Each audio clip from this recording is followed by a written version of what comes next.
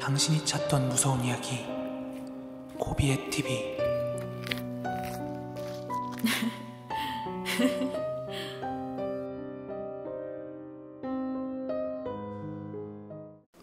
코린 여러분 안녕하세요.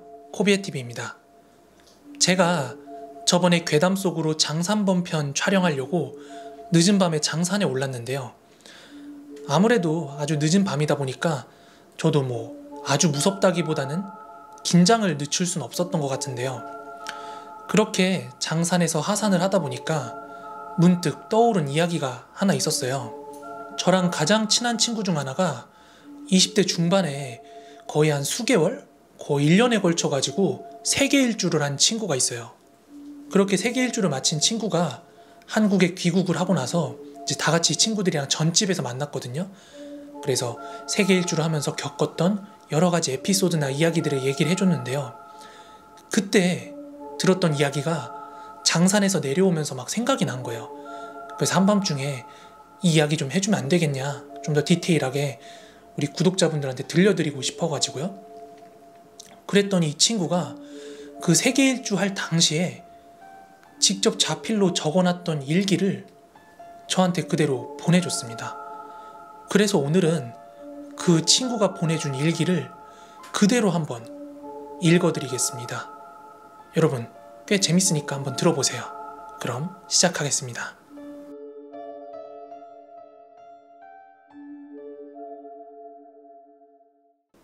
오로라가 춤을 춘다. 정말 하늘에 수놓은 듯이 오로라가 춤을 춘다. 영롱한 에메랄드빛 용이 날아가듯. 이번 여행의 목표 중 하나였던 영어로 노턴 라이츠라고 불리우는 오로라를 보기 위해 북극권으로 이동했다. 핀란드 헬싱키에서 기차와 버스를 타고 한참을 가다 보면 야생 순록들이 뛰어다니는 대자연을 마주할 수 있게 된다. 항상 얼어있는 백야의 땅에 들어서니 추위가 몸속을 파고든다. 그래도 겨울왕국에서 봤던 순록들이 주위에서 한가롭게 이끼를 먹는 모습을 보니 한결 마음이 놓인다. 이 마을에 하나밖에 없는 숙소에 짐을 풀고 오로라를 잘 볼 수 있는 곳을 찾아 주변 답사를 가봤다. 여행 일정을 빡빡하게 짜서 오늘이 아니면 오로라를 볼 기회가 없었기에 제일 높은 곳을 뷰포인트로 정하고 등산을 시작했다. 제대로 된 장비가 없는 상태여서 눈 덮인 산행을 하기 힘들었지만 일생일대 한 번밖에 없는 기회라고 생각하고 열심히 산을 올랐다. 어느 정도 고지에 괜찮은 의자를 발견하고 여길 뷰포인트로 정했다. 그리고 산을 내려와 숙소에서 간단히 빵과 햄을 먹고 후식으로 호텔에 비치되어 있던 핫초코를 먹으면서 어두워지길 기다렸다. 그러다 잠깐 잠이 들어 밤 12시가 넘어 깨어났다. 허겁지겁 준비해서 나왔다. 북유럽 밤은 짧았기에 열심히 뛰어서 산을 올라갔다.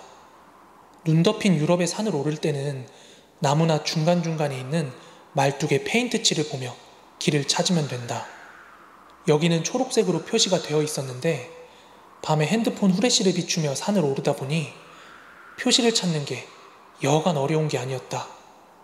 그렇게 1시간쯤 산을 헤매고 있는데 내가 눈을 밟는 뽀드득 소리 이외에 다른 눈 밟는 소리가 들렸다.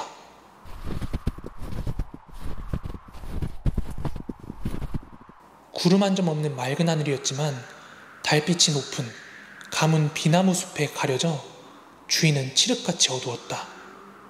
문득 헬싱키 전통시장에서 봤던 늑대 가죽이 떠올랐다. 몽골 여행을 할 때 차가 고장이나 초원에서 야영을 할 일이 있었는데 지나가던 사냥꾼이 늑대 서식지라 공격당할 수 있으니 차에서 나오지 말라고 하며 늑대의 포악성에 대해 말해준 적이 있었다. 늑대의 먹잇감인 순록들이 사는 곳이라 나는 점점 더 두려워졌다. 너무나도 추운 날씨에 손발이 얼어가는데 등골이 오싹하며 식은땀이 나기 시작했다. 아까 뷰포인트는 평지에 의자가 있었기에 시야를 확보할 수 있을 거라 생각하고 사주경계라며 조금씩 이동을 했다. 그런데 내가 걸을 때마다 조금씩 더 많은 발자국 소리가 내 뒤를 따라오는 것 같았다. 내 걸음은 점점 더 빨라지고 끝내 나는 죽어라고 뛰기 시작했다.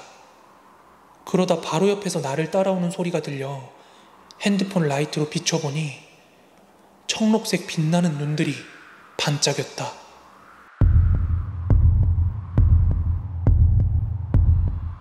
막 소리를 지르고 주변 나무 막대기를 휘두르며 미친 듯이 뛰어서는 그 뷰포인트의 의자 위로 올라갔다. 가슴이 터질 듯이 숨이 차올랐고 두려움에 온 몸이 떨렸다. 달빛이 비친 의자 주변엔 아무것도 없었다. 안도의 한숨을 내뱉고 의자에 쌓인 눈을 치우고 앉아 놀란 마음을 달랬다. 그리고 시간이 지나 안정을 찾은 나는 여기에 온 목적을 깨닫고 하늘을 바라봤다. 신의 허락이 있어야 볼 수 있다는 북극광. 오로라가 내 머리 위에서 청록색 빛을 반사하며 춤을 추고 있었다. 장관이었다. 가슴에서 뭔가 뭉클한 감정이 북받쳐 올랐다. 이걸 보기 위해 죽을 고비를 넘어왔다고 생각하니 더욱 나를 감동받게 만들었다. 숨막히는 아름다움이었다. 그렇게 한참을 하늘만 바라보고 있었는데 서서히 손발의 감각이 없어지는 게 느껴졌다. 그리고 긴장하고 뛰어오느라 옷이 땀으로 축축해져 있었다. 북극권의 추위에 저체온증이 오고 있었다. 하지만 나는 다시 저 칠흑 같은 어둠 속으로 갈 수가 없었다. 설상가상으로 핸드폰 배터리도 다 떨어지고 도전할 용기도 없었다. 나는 해병대군과 귀신 잡는 해병을 부르며 날이 새기를 기다렸고 다행히 늦게 출발해서 길을 헤매고 올라왔더니 3시가 좀 넘어서 도착했었고 1시간 정도 기다려서 일출 후에 하산을 할 수 있었다. 내려오면서 계속 귀신 잡는 해병의 가사, 별빛, 차가운 달빛, 차가움을 마음속으로 외치며 내려왔다.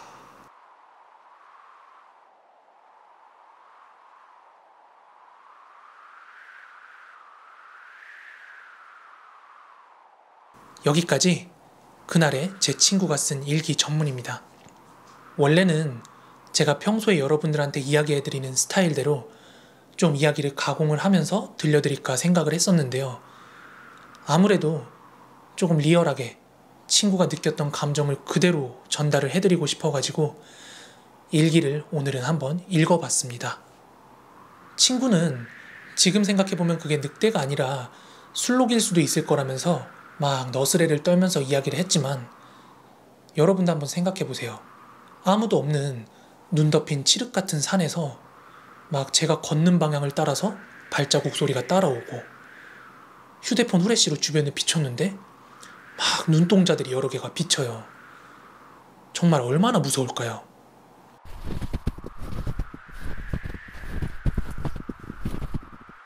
제가 장산에서 내려올 때 문득 이 에피소드가 떠오르더라고요. 그래서 이렇게 여러분들한테 소개를 해드리고 싶었습니다.